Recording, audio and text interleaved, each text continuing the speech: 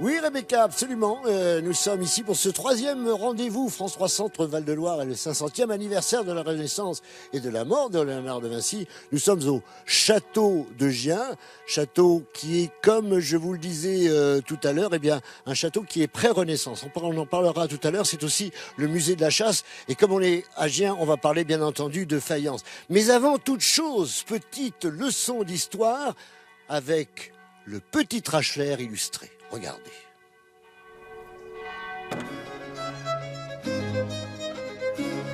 Un château quasi royal, remanié par Anne de Beaujeu.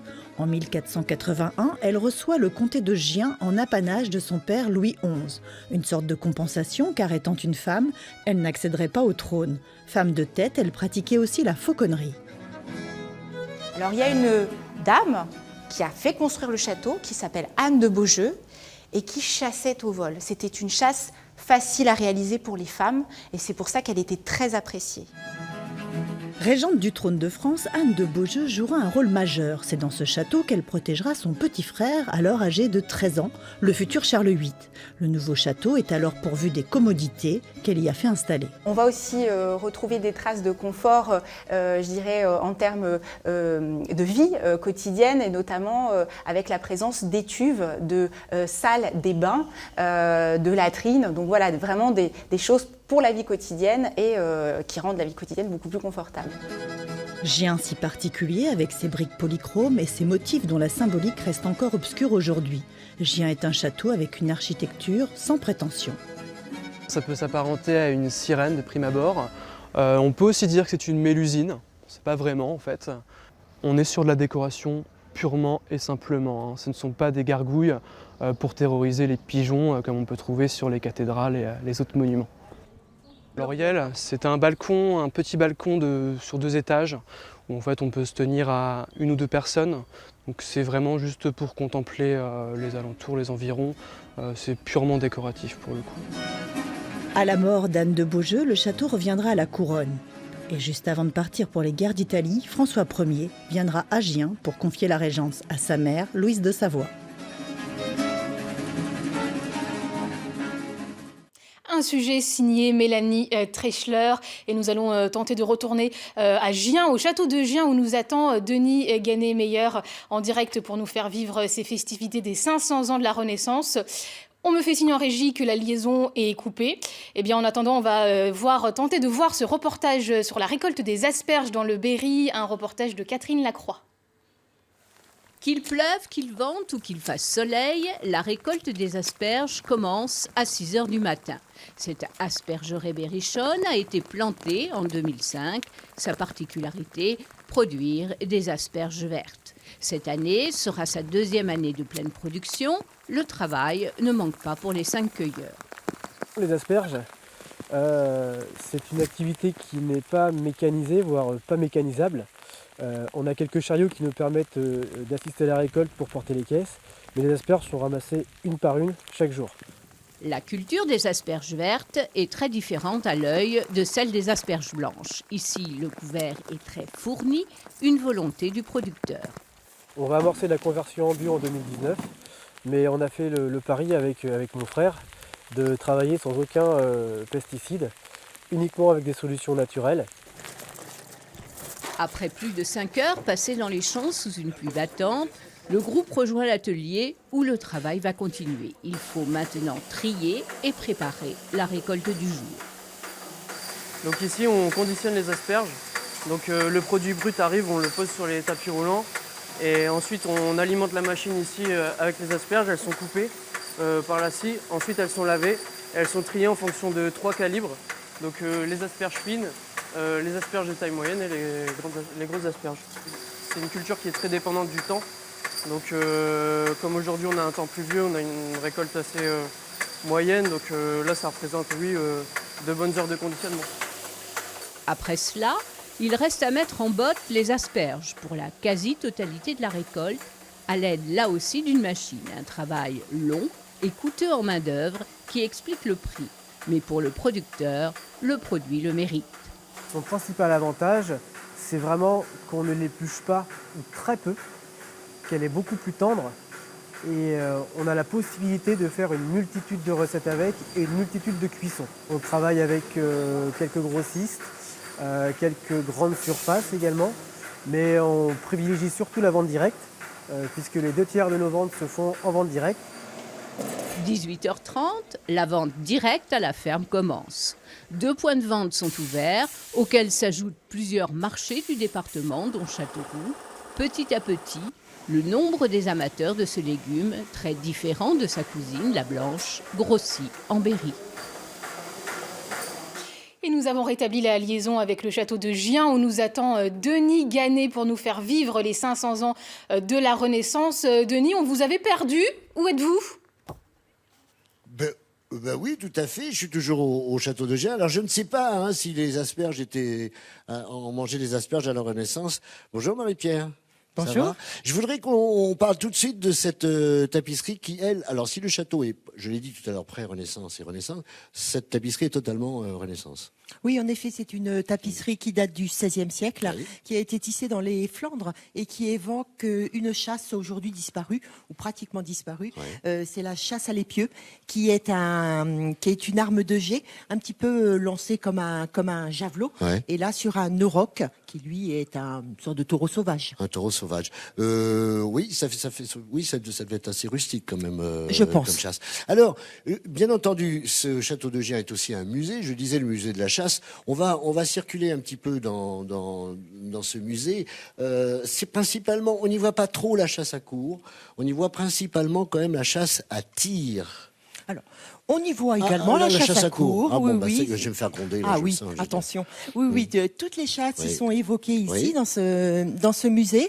La chasse au vol, Oui. la chasse à courre, la vénerie et bien entendu la chasse à tir dans laquelle nous nous trouvons actuellement. Absolument. Avec une très belle collection de toutous qui sont derrière moi. Oui, de Richard Fatt. Voilà. Et alors bon, avec des illustrations. Et ça, je voudrais qu'on y revienne parce que ce sont de très très très belles pièces, dont celle-là. Qui est là, qui est une illustration donc de la chasse à cette époque-là. Elle est superbe. Oui, c'est un portrait de chasseur qui date du XVIIIe siècle, Ouais. qui a un raffinement tant dans le paysage que dans le costume, la posture du chien, les détails des guêtres du personnage, son attitude Oui. en font effectivement une œuvre remarquable. Et on a déjà cette notion de perspective. Hein ? Oui, c'est Voilà, vrai. parce qu'elle est arrivée à cette absolument. époque de la Renaissance. Merci en tout cas de nous avoir reçus toute cette journée. Vous savez qu'on est curieux et on a réussi à aller dans un endroit où finalement on ne devait pas aller. Je ne dis rien, je vous remercie. C'est vrai. Et regardez, ça a été tourné cet après-midi. Alors là, vous l'avez compris, nous sommes dans les combles du château de Gien. Comme on est très très curieux et qu'on a rencontré une médiatrice culturelle, eh bien on a négocié avec elle. Bonsoir Laurane, ça va ? Oui. Laurane, on est en effet dans cet endroit qui est absolument magnifique, que l'on pourrait appeler la forêt, mais ce ne serait pas de bon ton en ce moment d'appeler comme ça. C'est donc cette charpente du château sur les combles, tout simplement. Oui, le dernier niveau, oui, Ouais. la charpente. Ça se visite pas du tout. Non, Ça, c'est secret. vous êtes privilégié. On est privilégiés. Ouais. C'est bien. Merci pour les téléspectateurs de France 300 de Val-de-Loire. Alors, ce que l'on va voir ici, finalement, elle n'est pas très ancienne. Parce que malheureusement, en 1940, le feu a pris dans cette partie, justement. Oui, la Ouais. ville de Gien a été ravagée par les bombardements en juin 1940. Mhm. La ville a été détruite, incendiée, et ces incendies se sont propagés jusqu'au château, Ouais. jusqu'à cette charpente. Ouais.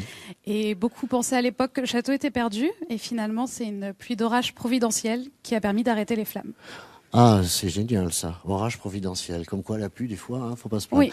Et c'est resté très longtemps à ciel ouvert, avant de... Oui, oui. Ouais. Mais pour la ville, plus de 1300 bâtiments ont été Ouais. partiellement, complètement détruits. Et C'est rapidement, ils ont voulu reconstruire la ville et restaurer le château et reconstruire l'église. Mais il a fallu attendre la fin de la Seconde Guerre mondiale pour que ces grands projets de reconstruction soient lancés. Alors, on pourrait se dire que éventuellement ces endroits étaient habités. Apparemment, ils étaient habités peut-être par le personnel. Et je sais que vous tenez à m'emmener dans un endroit bien précis. C'est ça. J'ai un peu peur, moi. On Un y endroit va très intime. On y Un va. endroit très intime. Bon, bah alors on y va. Alors un endroit très intime. Je vous suis, vous en- les yeux fermés, je enfin vous en les yeux prie. ouverts parce que autrement ça peut être dangereux. Attention, voilà. Ça passe, Guillaume. Oui, ça a l'air. Oh, C'est un peu noir, non? Là, il y a de la lumière, mais là, il n'y en a plus. Hop, hop, hop. Ah ben, où est-ce que l'on est? Alors, on a toujours cette magnifique charpente. On voit que ça a été refait pratiquement comme à l'époque. Hein. Je veux dire, c'est pas une construction, c'était reconstruit, mais pas de façon moderne. Donc c'est bien. Et qu'est-ce qu'il y a de particulier Oh là là! Des latrines. C'est quoi ça? C'est ça? Des latrines, oui. Ce sont des latrines et vous vouliez m'emmener donc aux toilettes. Exactement. Parce que des latrines, c'est aux toilettes. Alors, c'est assez étonnant quand même ça, de trouver ça dans les combes. C'était donc bien habité alors? Oui, dans ce logis, il y a des latrines comme celle-ci. Il y avait dans tous les niveaux. Tous les niveaux. Toutes raccrochées à un conduit tombant dans une fosse. Bon, alors, au niveau de l'intimité, c'est pas ce qu'on fait de terrible. mieux. Hein. Au niveau du confort, pas terrible non plus. Non. Hein, et il fallait pas être gêné par quelqu'un. Parce qu'il me semble pas qu'il y ait eu de choses entre les deux, quoi. Non. Bon, voilà des latrines. Alors donc, quand on était en bas, on avait quand même la possibilité d'aller aux étages. Oui, dans tous les niveaux, il y avait des latrines. Tous les niveaux. Voilà, c'est la première fois que j'en vois comme ça. Merci pour cette visite assez extraordinaire quand même, hein, parce que c'est rare de voir ce genre de choses. Et dire qu'il y a des gens qui ont passé des heures là. Oui. Merci. Bah oui, en quelque sorte. Hein, bah oui, des heures. Hein. Alors, est-ce que Léonard de Vinci avait pensé à des toilettes modernes, à des latrines modernes? Alors, j'ai regardé dans les codex, bien entendu, hein, sur les documents qu'a laissé Léonard de Vinci, je n'en ai pas trouvé. Mais en revanche, ici à Gien, il a inspiré les créateurs de la faïencerie de Gien, car ils ont fait une collection de faïences dédiée justement à Léonard de Vinci. Alors on regarde ensemble le reportage de Corinne Bianrosa et de Pierre-Dominique Lepé. Boire son café en compagnie des machines de Léonard de Vinci ou déguster un gâteau en contemplant les esquisses du maître, les petites mains de la faïencerie de Gien déclinent la Renaissance sur décalcomanie. Pour moi, le plus délicat, et je pense que mes collègues diront la même chose, je pense que c'est ce porte-carte. Dès l'instant qu'il y a des angles à faire, il faut absolument éviter toutes les bulles qu'il peut y avoir à l'intérieur, puisque ça posera un problème après, donc ça ira en second choix. Donc il faut éviter un maximum. Gien et la Renaissance, une petite histoire dans la grande histoire qui a commencé avec le travail des faïenciers itinérants. Ces artisans qui vendaient au XIXe siècle leurs décors inspirés de cette époque. 500 ans, Renaissance italienne. Renaissance italienne, c'est un thème qui est très fortement associé à Gien. Et puis Léonard de Vinci, c'est un thème universel et c'est un thème nouveau que nous avions envie d'explorer.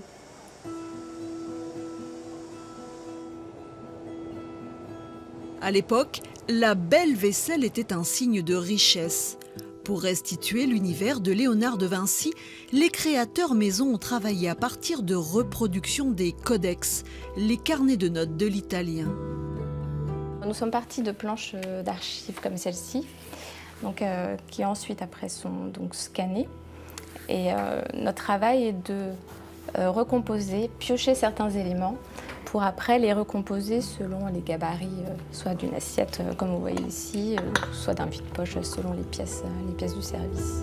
Les 500 ans de la Renaissance, une aubaine pour la faïencerie. 1000 pièces sortiront des fours de Gien pour être vendues dans les châteaux de la Loire cet été. Voilà, cette magnifique collection, regardez cette belle image, c'est une faïence de Gien et je suis avec Lamia ou Merzouk, voilà, je l'ai bien prononcé, qui est la directrice, la responsable de ce musée de Gien. Alors, on a vu qu'est-ce que la Renaissance, parce que on voit là Léonard de Vinci, les designers, bien entendu, d'aujourd'hui regardent tout ce qui se fait, quelles sont les tendances, mais à partir de la Renaissance a une présence réelle dans la faïencerie de Gien. La Renaissance a une présence à la fois réelle et très forte, et ce depuis 1865. Dès les années 1865, la faïencerie de Gien s'est nourrie de modèles dits Renaissance italienne. Et on a des choses absolument magnifiques qui sont là.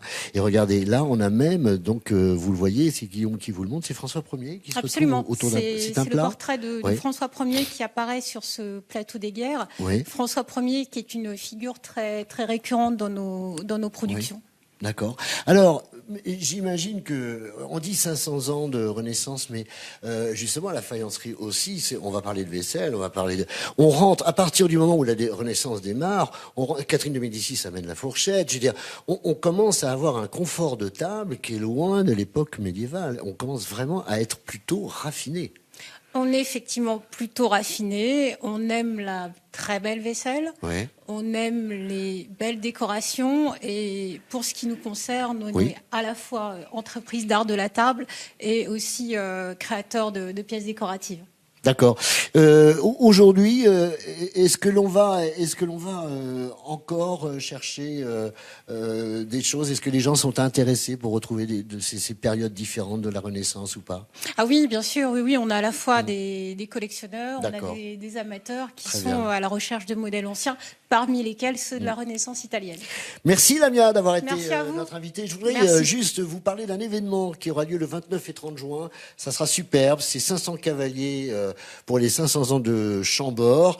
Et on va écouter Pascal Debout, qui est le président du comité régional d'équitation, qui nous parle de cet événement assez exceptionnel. On l'écoute.